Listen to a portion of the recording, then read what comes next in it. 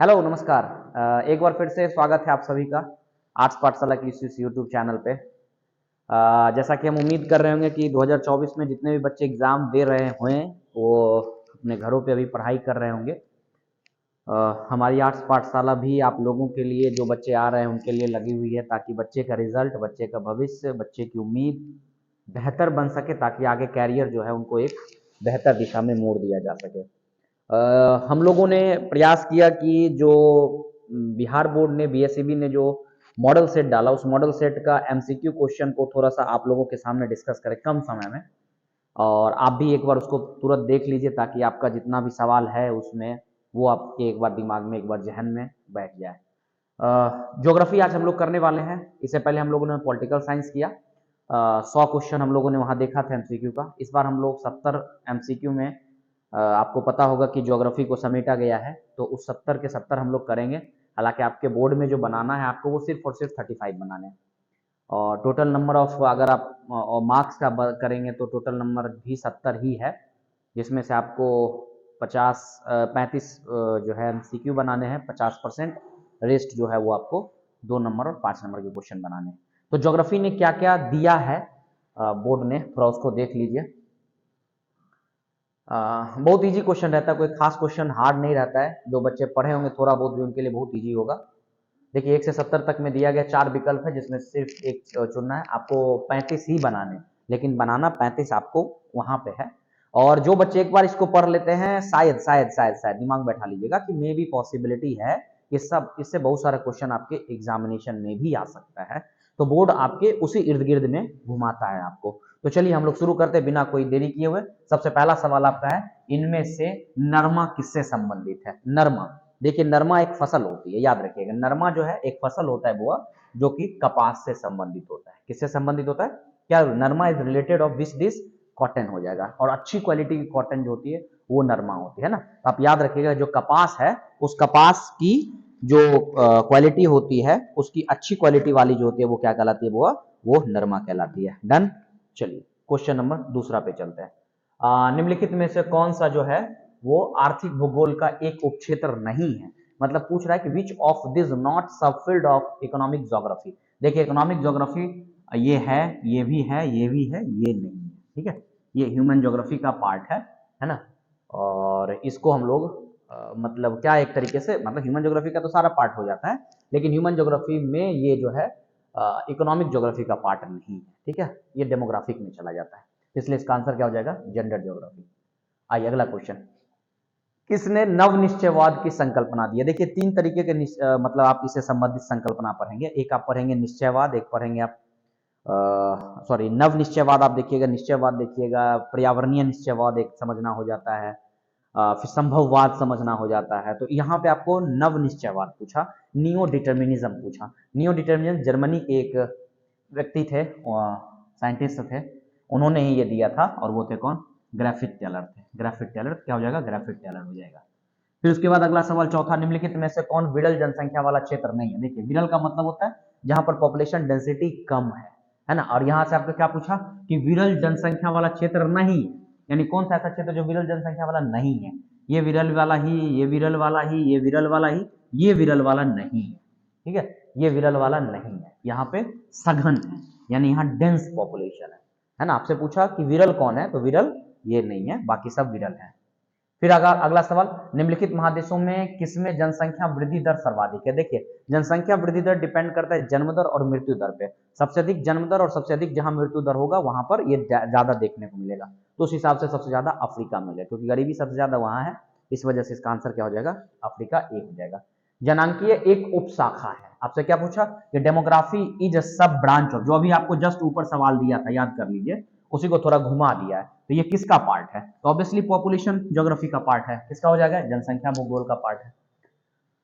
अगला आपसे सवाल दिया कि निम्नलिखित में से कौन मानव विकास के स्तंभ है? मानव विकास के स्तंभ का बात करेंगे तो टोटल हम लोग बुक में कई स्तंभ पढ़ते हैं, लेकिन यहाँ के हिसाब से अगर चलेंगे तो समता, उत्पादकता, सतत पोषणीय, जिसको हम लोग इक्वलिटी, इक्विटी, प्रोडक्टिविटी, सस्टेनेबिलिटी और ऑल ऑफ दिस। तो आंसर हो जाएगा हमारा ऑल ऑफ दिस। ये सब के सब जो है ये उत्पादकता है।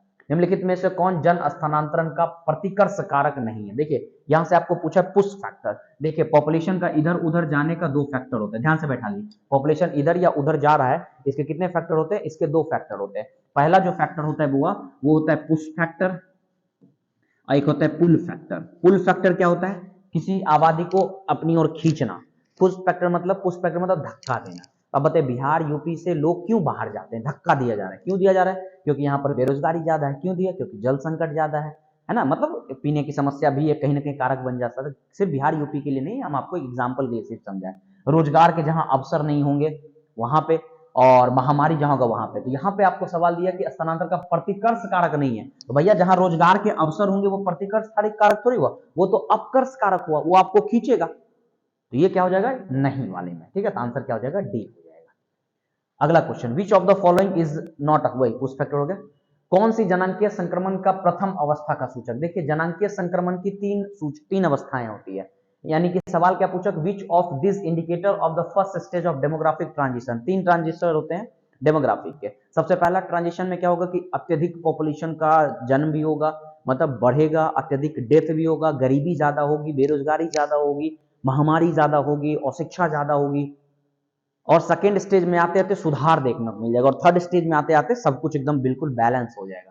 यहाँ आपसे क्या पूछा है कि संक्रमण की प्रथम अवस्था आपसे पूछा। क्या पूछा हुआ? प्रथम अवस्था। तो ऑब्वियसली क्या हो जाएगा बताइए? उच्च प्रजननशीलता एवं उच्च मृत्युता, मतलब high fatality and high mortality, यानी अत्यधिक लोगों की मृत्यु भी होगी और अत्यधिक बच्चे भी जन्म लेंगे। ठीक है, इसका आंसर ये हो जाएगा।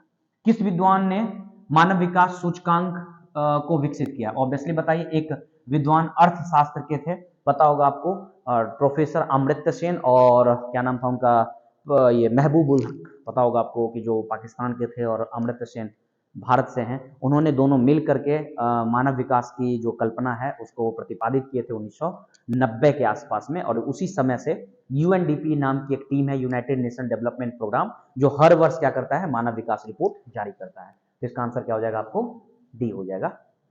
फिर पूछा मानव विकास के कौन सॉरी मानव विकास के लिए कौन उपागमन प्रोफेसर अमर्त्य सेन ने दिया? अमर्त्य सेन ने जो दिया था वो ये दिया था, क्षमता उपागमन को, जिसको बोलते हैं कैपेबिलिटी अप्रोचेज। कैपेबिलिटी मतलब जिसकी जितनी क्षमता होगी वो उतना ज्यादा विकास करेगा, है ना। और विकास हमारा निर्भर करता है हमारी क्षमता पे। ठीक है, तो हमारी जितनी कैपेबिलिटी होगी हमारा डेवलपमेंट उतना ज्यादा होगा। ये किसने दिया? इन्होंने दिया। किसने? अमर्त्य सेन ने। पहले क्या होता था? 90 से पहले मानव विकास सूचकांक जो निकाला जाता था, या मानव विकास सूचकांक तो निकलता नहीं था, नॉर्मली क्या होता था कि हम लोग इकोनॉमी को मापते थे, कौन बड़ी इकोनॉमी वाला देश है। भैया इकोनॉमी वाला देश कोई भी बन जाए, लेकिन वहां पे लोगों की क्या स्थिति है, लोग कितना ज्यादा कैपेबल है, लोग कितना फ्रीडम का बात कर रहे हैं। इसी में फ्रीडम का भी कॉन्सेप्ट आया हुआ, जो महबूब उल हक ने दिया था। लेकिन यहाँ पे हमें बात कर रहे हैं किसका? अमर्त्य सेन का। तो कैपेबिलिटी अप्रोच हो जाएगा, यानी आंसर ए हो जाएगा। फिर क्या पूछा? आरंभिक मानव अपने जीवन यापन के लिए किस गतिविधि? आरंभिक मानव, ठीक है, आरंभिक मानव, जब हम लोग खेती बाड़ी भी नहीं शुरू किए थे, द्वितीयक में नहीं थे, तृतीयक में नहीं थे, तो क्या करते थे? तो हम लोग इधर उधर घूमते फिरते थे, जानवरों का शिकार करते थे। तो यही आपसे पूछा, तो क्या? पर्यटन। भैया पर्यटन तो आज का है, ये सब न्यू मॉडर्न का ये कॉन्सेप्ट है। चलचित्र, बताइए मूवी वगैरह क्या पहले होता था? क्या नहीं होता था। हाँ, आखेट एंड संग्रहण, यही जिसको बोलते शिकार करना, इसी को हंटिंग एंड गैदरिंग के भी नाम से भी जानते हैं। और एक शिक्षा तो उस समय कॉन्सेप्ट ही नहीं था, तो उस टाइप का शिक्षा का बात नहीं था। तो हो जाएगा आखेट एंड संग्रहण। चलिए, चलवासी पशुचारक निर्भर करते हैं। अब देखिए चलवासी पशुचारक जिसको बोलते हैं नोमैडिक हार्बर्स, यानी कि जो घूम फिर रहे हैं, घूम फिर इधर उधर जा रहे हैं, तो वो किसको लेके जाएंगे? जानवरों को लेके जाएंगे। उसमें से क्या बताइए? आयरन, बर्ड, कॉटन, किसको? लाइव स्टॉक, यानी कि ये पशु को लेकर के मूव करेंगे। ऑब्वियसली क्या हो जाएगा? इसका आंसर ए हो जाएगा। रेंडियर कहाँ पाया जाता है? रेंडियर एक तरीके का यूं समझ लीजिए कि आर्कटिक क्षेत्र में, ठंडे प्रदेश में पाया जाने वाला एक जानवर होता है, जिसका आर्कटिक प्रदेश हो जाएगा। फिर पूछा सीमेंट उद्योग किस तरह पर आधारित है? भैया सीमेंट उद्योग, देखिए कोई भी उद्योग होता है उसके लिए कच्चे माल होते हैं। कच्चे माल हो सकता है वो आपको केमिकल से आ सकता है, कच्चे माल हो सकता है, मे भी पॉसिबिलिटी है एग्रीकल्चर से आ सकता है, हो सकता है वो मिनरल से आ सकता है, मे भी पॉसिबिलिटी है। तो यहाँ पर आपसे क्या पूछा कि सीमेंट किस पर आधारित है? भैया खनिज, चलिए हो सकता है, 1 मिनट के लिए देख सकते हैं। रसायन, रुक जाना है। जंगल, पॉसिबिलिटी नहीं है। जानवर, संभव ही नहीं है। तो ऑब्वियसली क्या हो जाएगा? खनिज। खनिज आधारित उद्योग है कौन? सीमेंट उद्योग।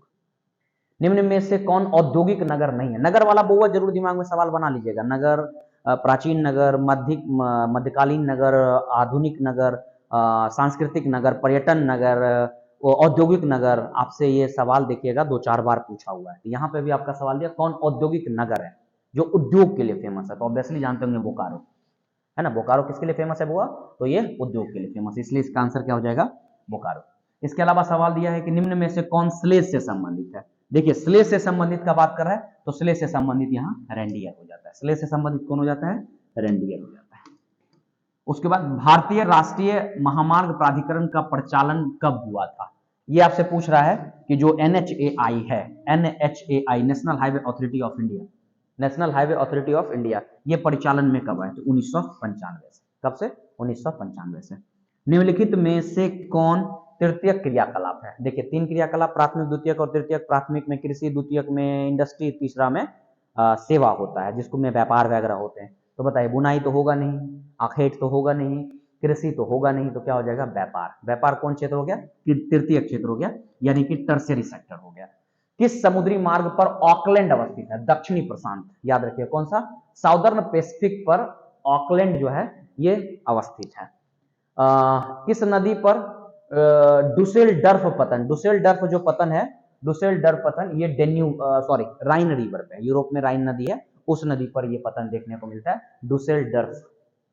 इसके अलावा किस देश में खेत से कारखाने तक दूध की आपूर्ति पाइपलाइन के जरिए की जाती है। देखिए आप लोगों के दिमाग से भी दूर की बात कर दी, मतलब हमारे यहाँ दूध की उत्पादकता इतनी ज्यादा नहीं है कि पाइपलाइन से दूध भेजा जाए।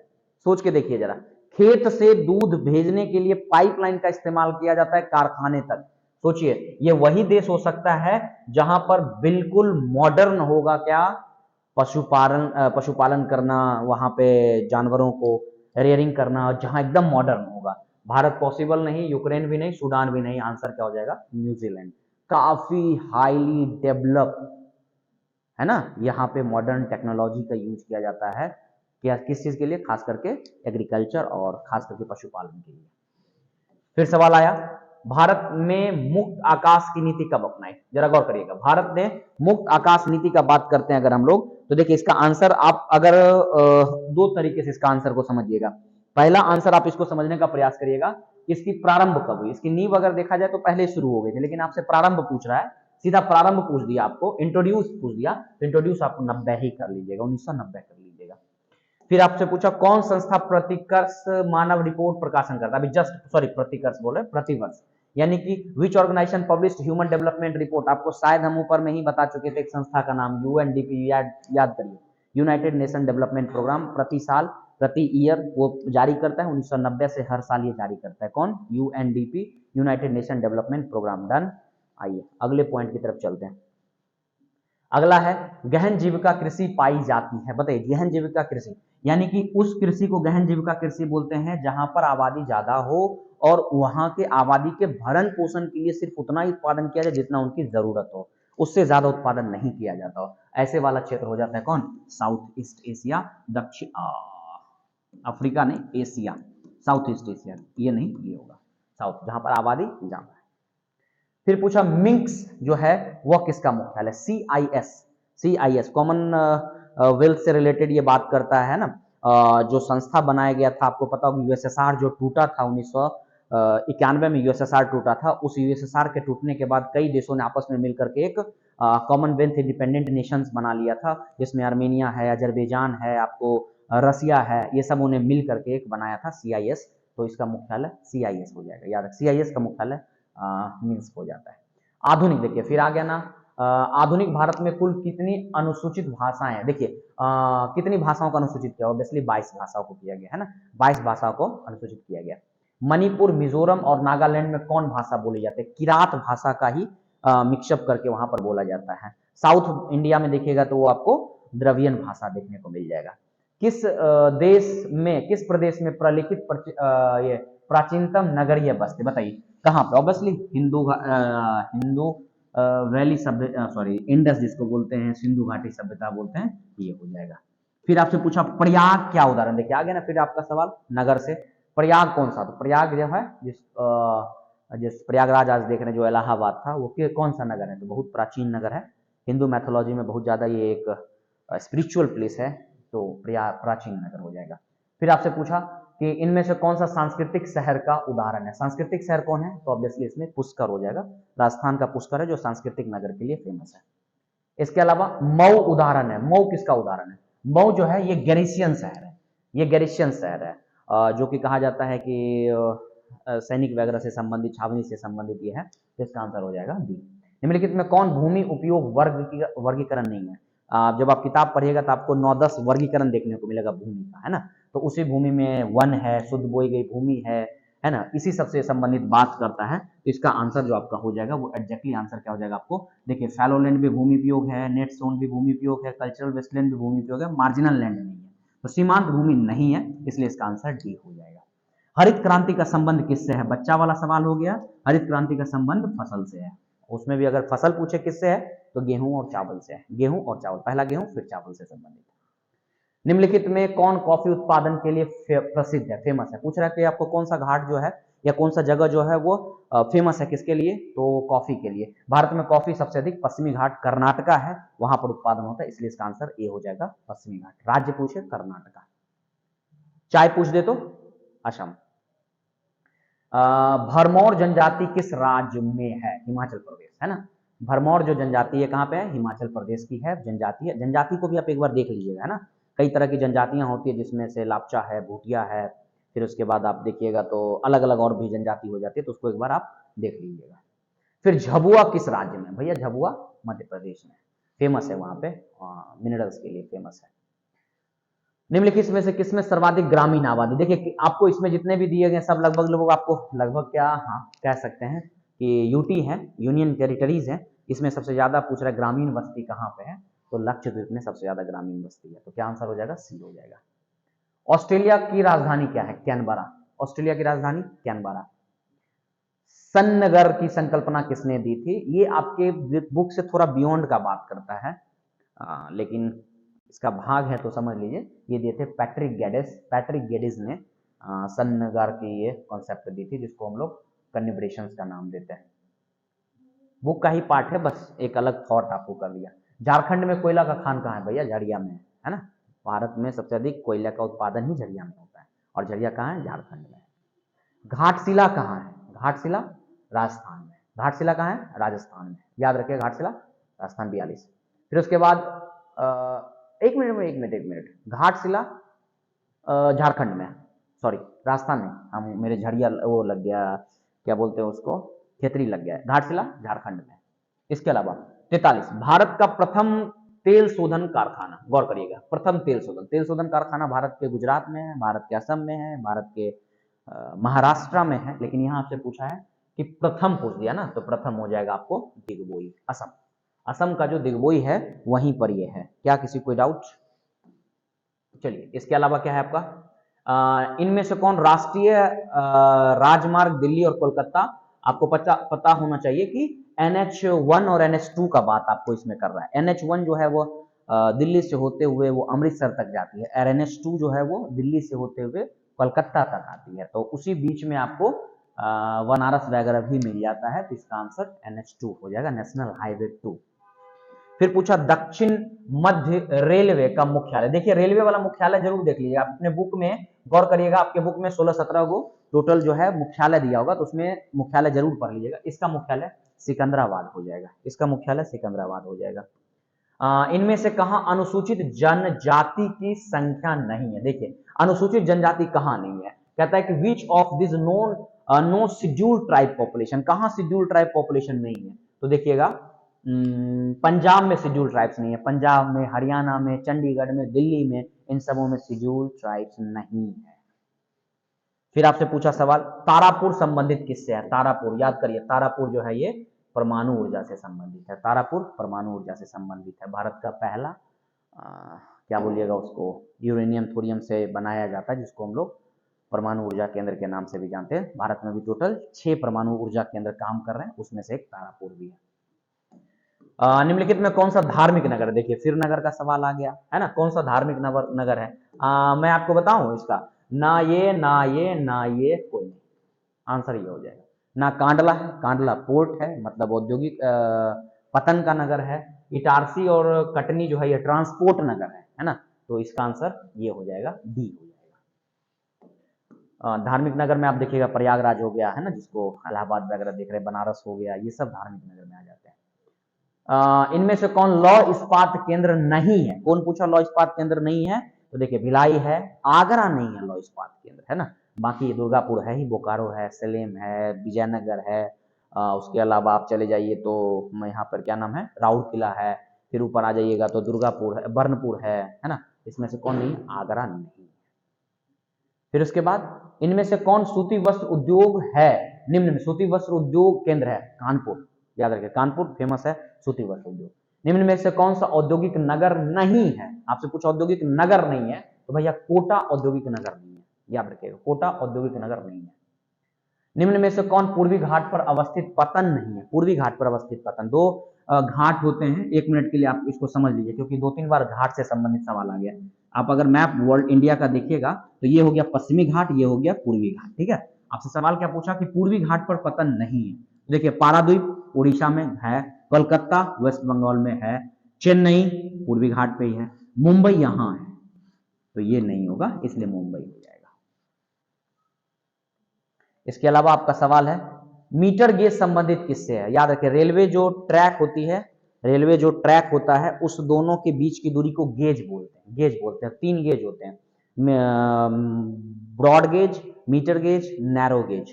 तो यहां से सीधा आपसे पूछा गेज किससे संबंधित है, वो भी मीटर गेज किससे संबंधित है। गेज का ही नाम लिया तो दिमाग दौड़ जाना चाहिए, किससे संबंधित? रेल मार्ग से संबंधित। गेज क्या होता है? 1 मिनट समझ लीजिए भैया, 1 मिनट समझ लीजिए। ये जो आपको ट्रेन की जो पटरी दिख रही है ना, पटरी पटरी, इसी को बीच की दूरी गेज बोला जाता है। तो मीटर गेज एग्जैक्टली 1 मीटर का होता है, ठीक है। ब्रॉड गेज सबसे बड़ा होता है, उससे छोटा नैरो गेज होता है। लिग्नाइट क्या है भैया? लिग्नाइट कोयला का पार्ट होता है, कोयला 4, एंथ्रासाइट, बिटुमिनस, लिग्नाइट और पीट। तो लिग्नाइट किससे संबंधित? कोयला से। अच्छी क्वालिटी की कोयला होती है, 70 से आप यूं समझ लीजिए कि 80-85% जो है इसमें कार्बन होता है, अच्छी क्वालिटी में कार्बन होती है, इसलिए अच्छी क्वालिटी का होता है। इनमें से कौन स्वर्ण कॉलर वाला सेवा है? देखिए पंचम क्रिया स्वर्ण कॉलर, कॉलर का भी आप एक बार नाम देख लीजिएगा, white collar, red collar, gold collar, यहाँ पे आपका पंचम वाला हो जाएगा। निम्न में से कौन मृदा अपर्दन का कारण नहीं है? हम इस सवाल को थोड़ा सा 2-3 बार देख करके समझने का प्रयास किए, शायद ये बोर्ड के ही हिसाब से आंसर जाना चाहिए। आपसे सवाल पूछ रहा है कि कौन मृदा अपर्दन का कारण नहीं है? भैया इसमें से सभी जो है मृदा अपर्दन का कारण हो सकता है। एक ऋतु क्षरण आप कर सकते हैं, लेकिन ऋतु क्षरण भी कैसे? वेदरिंग तो कारण है, जब तक टूटेगा नहीं तो मृदा क्षरण होगा कैसे? डिफोरेस्टेशन, बताइए। एफोरेस्टेशन देता तो हम मान भी लेते हैं, अफवाह है ही, ये होगा तभी तो होगा। और चारण भी कहीं ना कहीं ग्रेजिंग भी कारण बन जाता है। तो बोर्ड जाने, जैसे कहते हैं ना अल्लाह जाने भगवान जाने, वैसे बोर्ड क्या कहता है देख लीजिएगा अपने हिसाब से, इसको क्या आंसर वो लेके जाता है। कौन सा तूर दाल के उत्पादन में है? महाराष्ट्र में तूर दाल का उत्पादन अधिक होता है। कार्बेट राष्ट्रीय पार्क संबंधित किससे है? बंगाली टाइगर्स, बंगाल टाइगर से है संबंधित कार्बेट, है ना, उत्तराखंड में है कार्बेट। भरतपुर पक्षी अभ्यारण्य का नया नाम क्या है? केवला देव घना राष्ट्रीय उद्यान। ये आपसे करंट अफेयर पूछ दिया है ना, ये हाल में अभी बदला गया था नाम, तो ये हो जाएगा केवला देव घना। फिर उसके बाद आपको पूछा गया कि निम्नलिखित में कौन ऊर्जा का अनवीकरणीय स्रोत है? देखिए ऊर्जा के 2 स्रोत होते हैं, नवीकरणीय और अनवीकरणीय। नवीकरणीय होते हैं जो दोबारा बनाए जा सकते हैं, अनवीकरणीय होता है जिसको दोबारा नहीं बनाया जा सकता है। तो भैया ताप कैसे बनेगा? ताप मतलब कोयला पेट्रोलियम से कैसे बनेगा? पवन दोबारा बनाया जा सकता है, जल दोबारा, सौर मतलब हाइडल, सोलर, विंड नहीं होगा, थर्मल हो जाएगा, यानी आंसर हो जाएगा आपका बी। आंसर क्या हो जाएगा? बी। निम्नलिखित में से कौन सा भूतापीय ऊर्जा से संबंधित है? भैया भूतापीय ऊर्जा से संबंधित आपको पूगा घाटी है, पूगा घाटी, और एक और है मणिकरण, एक और आपको क्या है? मणिकरण। ये दोनों, पूगा घाटी लद्दाख वाला क्षेत्र हो गया, मणिकरण जो है वो हिमाचल प्रदेश वाला क्षेत्र हो गया, इसलिए इसका आंसर हो जाएगा बी। बंगाली रूबी किससे संबंधित है? बंगाली रूबी संबंधित अब्रक से है ना, अब्रक से संबंधित है, बंगाली रूबी अब्रक से संबंधित है। फिर उसके बाद इनमें से कौन सा एक नियोजित नगर है? नियोजित नगर जो बना बनाया एकदम बिल्कुल प्लान शहर है, चंडीगढ़ प्लान शहर है, याद रखिएगा प्लान शहर है। निम्नलिखित में से कौन सा उत्तर भारत का एक नगर नहीं है? भैया ये तो आपके बुद्धि पे दे रहा है भैया, धनबाद उत्तर भारत, आगरा उत्तर भारत, श्रीनगर उत्तर भारत, पुणे साउथ भारत, दक्षिण भारत महाराष्ट्र में है। फिर उसके बाद आपसे पूछा कि कौन सा प्रमुख चावल उत्पादक राज्य नहीं है? चावल उत्पादक राज्य नहीं है पूछ रहा है तो राजस्थान नहीं है, बाकी सब जगह चावल का उत्पादन अच्छा होता है। तो कौन सा? राजस्थान नहीं है। और अंतिम की तरफ चलते हैं हम लोग। 65-66 तक आ गए हैं, पता होगा 70 क्वेश्चन टोटल रहता है। चलिए आगे। इनमें से कौन सा उत्तर भारत की नदी है? उत्तर भारत की नदी कौन है भैया? कृष्णा साउथ नदी, पेन्नार साउथ नदी, पेरियार साउथ नदी, गोमती है, ये नॉर्थ नदी है। अंकलेश्वर किस राज्य में? अभी जस्ट नाम आ चुका था, गौर करिएगा। अंकलेश्वर गुजरात में, अंकलेश्वर गुजरात में, जो तेल के लिए फेमस है। इनमें से कौन शिव समुद्रम संबंधित है? यानी कि पूछ रहा है कि which of the Shivasamudram associated जल विद्युत से संबंधित है। इनमें से कौन प्रदूषक है? सल्फर डाइऑक्साइड प्रदूषक है। और कौन सा प्रदूषक पूछ रहा है आपसे। और अंतिम कि हेपेटाइटिस का कारण क्या है? हेपेटाइटिस जल प्रदूषण का कारण है। जल प्रदूषण ज्यादा होगा तो हेपेटाइटिस जैसी बीमारियां, जॉन्डिस जैसी बीमारियां, ये सब आपको देखने को मिलेगा। तो ये था आपका टोटल 70 क्वेश्चन। आई होप आप इस 70 क्वेश्चन को समझ गए होंगे। तो मेरे प्यारे भाइयों बहनों, मेरे स्टूडेंट्स, अब जो भी हो, आप कृपया करके इसको एक बार देख लीजिए। और जो इसके 2 नंबर के क्वेश्चन हैं, जो इसके 5 नंबर के क्वेश्चन है, उसको भी आप एक बार अच्छे से बना लीजिए। अगर आप बना लेते हैं इस सवाल को तो उम्मीद रखिए आप वचन को आप बांध लीजिए कि इससे आपको 30-40% क्वेश्चन सीधा सीधा आ जाएगा, सीधा सीधा आ जाएगा। और अगर सीधा नहीं भी दिया तो लगभग उसी के इर्द गिर्द में ही रहने वाला है।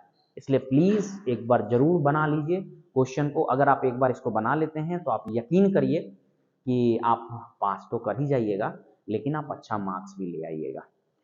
बाकी टाइम कम है, सब्जेक्ट ज़्यादा है, चैप्टर ज़्यादा है, फिर भी इनफ है, नो डाउट। समय कम बोलना मेरे हिसाब से थोड़ा उचित नहीं है। समय कभी कम नहीं होती है। पढ़ने की सिर्फ जज्बा और जज्बात होने चाहिए, बाकी समय कभी भी कम नहीं होते हैं। अगर आपके अंदर वो जुनून है कुछ करने का, कुछ का गुजरने का, तो आपके पास अभी 1 महीना से भी ज़्यादा टाइम है, लग जाइए। समय जितना भी बचा उसको यूटिलाइज कर लीजिए। प्यारे बच्चों, पढ़िए ज़्यादा से ज़्यादा, अपनी बुद्धि को सिर्फ और सिर्फ केंद्रित करिए एजुकेशन की तरफ। वर्तमान समय आपसे सिर्फ और सिर्फ पढ़ाई मांग रहा है। आने वाले समय में पढ़ाई के अलावा आपको जो करना होगा आप कर सकते हैं, लेकिन वर्तमान समय आपसे मांग कर रही है कि भैया मेरे तरफ केंद्र करो, मेरे तरफ बिंदु करो, फोकस करो और पढ़ो। हमको जितना पढ़ोगे हम तुम्हारे लाइफ को उतना ज़्यादा बढ़ाएंगे। हमको जितना दूर करोगे हम तुमसे उतना दूर हो जाएंगे, और हम दूर हो जाएंगे तो फिर जीवन में तुम सबसे दूर हो जाओगे।